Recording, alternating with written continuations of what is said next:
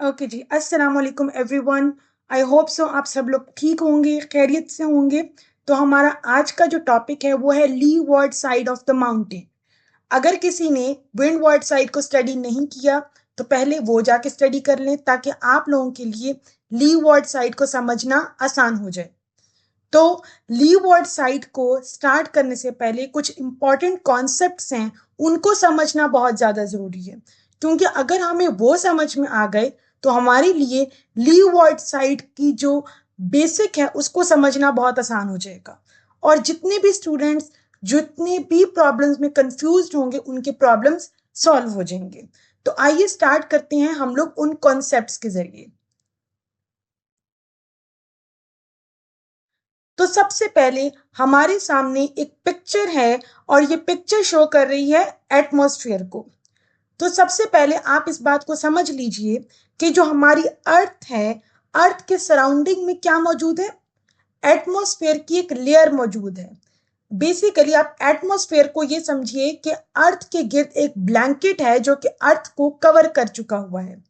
अब होता क्या है कि हमारी अर्थ के इर्द गिर्द क्या है? एटमॉस्फेयर की लेयर है। अब उस एटमॉस्फेयर के अंदर क्या मौजूद है? एयर। एटमॉस्फेयर के अंदर क्या मौजूद है? एयर। अब एयर क्या होती है? वो डिफरेंट गैसेस का मिक्सचर है। Nitrogen, oxygen, carbon dioxide, argon और वाटर वेपर्स का मिक्सचर है। ठीक है। तो हमें ये समझ में आता है कि जो एटमॉस्फेयर है वो हमारी अर्थ की सराउंडिंग में है और उस एटमॉस्फेयर के अंदर क्या मौजूद है? एयर मौजूद है। तो हमारी डेफिनेशन ऐसे बनेगी, the atmosphere is the layer surrounding the earth and this layer is filled with air. ठीक है। तो यहां तक होप सो आपको समझ में आ चुकी होगी। अब मूव करते हैं हम अपने नेक्स्ट कॉन्सेप्ट की तरफ। ये देखिए आप सब लोग, आप लोगों के सामने एक अर्थ शो हो रही है और इसके चारों तरफ क्या नजर आ रहा है आपको? एरोज नजर आ रहे हैं। ये इस चीज को डिपिक्ट कर रहे हैं कि जो हमारी अर्थ है उसके चारों तरफ से एयर का प्रेशर है। क्योंकि एटमॉस्फेयर जमीन को कवर कर रही है तो इट मींस जो एयर है वो भी पूरी की पूरी जमीन को कवर कर रही है। कभी भी एयर का प्रेशर एक तरफ से नहीं आएगा, जबकि अर्थ पर एयर का प्रेशर चारों तरफ से आएगा।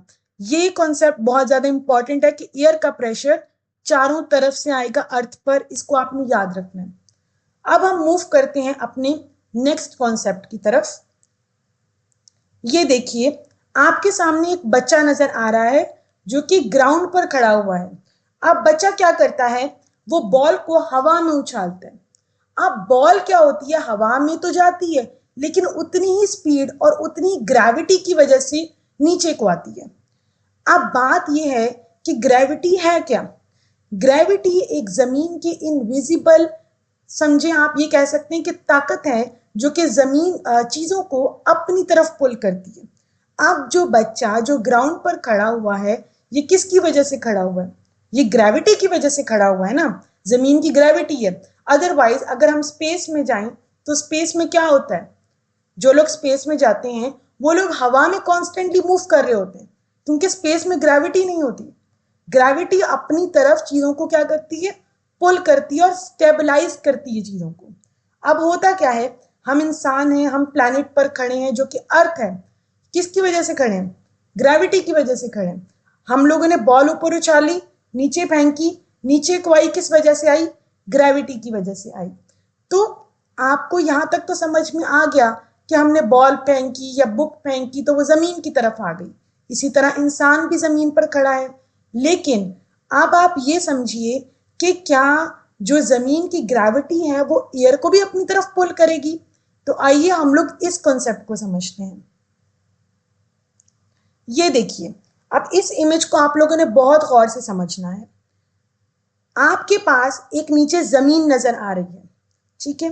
इस जमीन के ऊपर वाली जो हवा की लेयर है, इसमें देखें एयर मॉलिक्यूल्स आपस में कंप्रेस्ड हैं और इनमें गैप कम है।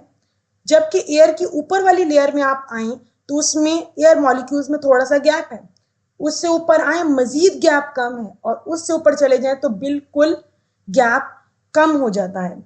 अब होता क्या है, जो हमारी जमीन है वो एयर को अपनी तरफ पुल करती, यानी कि जो एयर के अंदर मौजूद एयर मॉलिक्यूल्स होते हैं अब ये देखिए कि जो एयर के अंदर मौजूद एयर मॉलिक्यूल्स हैं उसको ग्राउंड क्या कर रही है, अपनी तरफ पुल कर रही है। मैं आपको दोबारा से ये कॉन्सेप्ट समझाती हूँ कि जो हमारी ग्राउंड है वो उसके अंदर जो ग्रेविटी है वो क्या कर रही है, एयर मॉलिक्यूल्स को अपनी तरफ ग्रैब कर रही है। तो आप ये देखेंगे कि जो ग्राउंड फ्लोर पर एयर मॉलिक्यूल्स ज्यादा हैं, कंप्रेस्ड हैं, बजाय इसके कि बाकी की ऊपर की लेयर से। तो इससे हमें ये पता लगता है कि जो हायर एल्टीट्यूड है उसमें हवा का प्रेशर क्या होगा, कम होगा, और जो लोअर एल्टीट्यूड है वहां पर हवा का प्रेशर क्या होगा, ज्यादा होगा, क्योंकि एयर मॉलिक्यूल्स आपस में कंप्रेस्ड हैं। और ऊपर जैसे जैसे जाते जाएंगे एयर मॉलिक्यूल्स में क्या आ रहा है, गैप आ रहा है। उस गैप की वजह से हवा बहुत लाइट होगी और दूर दूर तक फैलेगी। ठीक है, यहां तक होप सो आपको समझ में आ गया होगा। अब इसको मजीद हम एक कॉन्सेप्ट के साथ पॉलिश करते हैं। ये देखिए, आपके सामने एक इमेज मौजूद है जिसमें एक बच्चा है, वो ग्राउंड फ्लोर पे खड़ा है और एक बच्चा हायर एल्टीट्यूड पे खड़ा है। अब जो बच्चा बिल्कुल ओशन के पास खड़ा है, पहाड़ के नीचे वाली साइड पर, वहां पर उसको हवा का प्रेशर ज्यादा महसूस हो रहा है। क्यों? क्योंकि साइड पर एयर मॉलिक्यूल्स बहुत ज्यादा हैं उसकी सराउंडिंग में, और उसका प्रेशर बहुत ज्यादा है। अब वही बच्चा जो हायर एल्टीट्यूड पर टॉप के करीब खड़ा है उसको हवा का प्रेशर कम पड़ रहा है। आप इस इमेज के जरिए देखिए कि जो बच्चा ऊपर खड़ा है उसके ऊपर जो हवा के मॉलिक्यूल्स हैं उनमें गैप है, जबकि जो बच्चा लोअर एल्टीट्यूड पे खड़ा है उसके ऊपर हवा का प्रेशर ज्यादा है, क्योंकि एयर मॉलिक्यूल्स आपस में क्या है, कंप्रेस्ड हैं। तो इससे हमें यह बात तो क्लियर होती है कि हायर एल्टीट्यूड पर क्या है, लो एयर प्रेशर, और लोअर एल्टीट्यूड पे क्या है, हायर एयर प्रेशर। तो होप सो आपको यहां तक समझ में आ गया होगा। अब मजीद इसको समझते हैं। अब हम आते हैं अपने मेन टॉपिक की तरफ जिसका नाम है leeward side of the mountain. हम लोगों ने विंडवार्ड साइड में समझा था कि कंडेंसेशन होती है, उसके बाद हमारी रेनफॉल होती है जिसको हम प्रेसिपिटेशन कहते हैं। अब रेनफॉल तो हो गई, हुआ ये कि जो हवा में वाटर वेपर थे वो तो रेनफॉल की फॉर्म फॉर्म में बह गए, लेकिन हवा तो मौजूद थी अभी। अब सिर्फ हवा में से वाटर वेपर्स रिमूव हुए, हवा तो स्टिल अभी भी मौजूद है। अब हवा क्या होगी, माउंटेन के टॉप से माउंटेन के दूसरी तरफ आएगी और वहां से हवा डिसेंड होने लगेगी। डिसेंड मींस हवा नीचे को डिसेंडिंग ऑर्डर की तरफ आएगी। वो कैसे आएगी, आप ये देखें कि हवा में मॉइस्चर खत्म हो गया। अब हवा जो है वो हायर एल्टीट्यूड से क्या होगी, लोअर एल्टीट्यूड की तरफ आएगी। और आपको मैंने बताया था कि हायर एल्टीट्यूड पे क्या होता है, हवा के मॉलिक्यूल्स में गैप होता है। अब होगा क्या वो मैं आपको दिखाती हूँ। अब ये देखिए, अब हायर एल्टीट्यूड से जो हवा है वो नीचे की तरफ को आ रही है। आप बिल्कुल शुरू में देखें, हवा की जो मॉलिक्यूल्स है उसमें गैप है, लेकिन जैसे जैसे हवा नीचे को तरफ को आ रही है, तो मैंने आपको शुरू में बताया था कि हमारी अर्थ पर हर तरफ से हवा का प्रेशर होता है। तो आप जैसे जैसे हवा नीचे आएगी वैसे वैसे साइड से प्रेशर पड़ेगा, और जो ग्राउंड फ्लोर पे मौजूद एयर मॉलिक्यूल्स हैं वो क्या करेंगे, ऊपर से आने वाली हवा को अपने साथ क्या करेंगे, कंप्रेस करेंगे। और जैसे जैसे वो कंप्रेस होती चली जाएगी, एयर क्या होगी, स्क्वीज होगी। और जितने ज्यादा मॉलिक्यूल्स आपस में स्क्वीज होते हैं उतनी ज्यादा हवा जाहिर बात है गर्म होगी। और आपको एक बहुत इंपॉर्टेंट कॉन्सेप्ट बताती चली जाऊं कि जितनी ज्यादा मॉलिक्यूल्स आपस में कंप्रेस्ड होते हैं उतनी ही वो स्पीड में मूव करते हैं। जितनी स्पीड में वो मूव करेंगे उससे क्या होगा, दरमियान में गैप आएगा, और इसीलिए उसके अंदर मॉइस्चर आने की चांसेस सबसे ज्यादा होते हैं।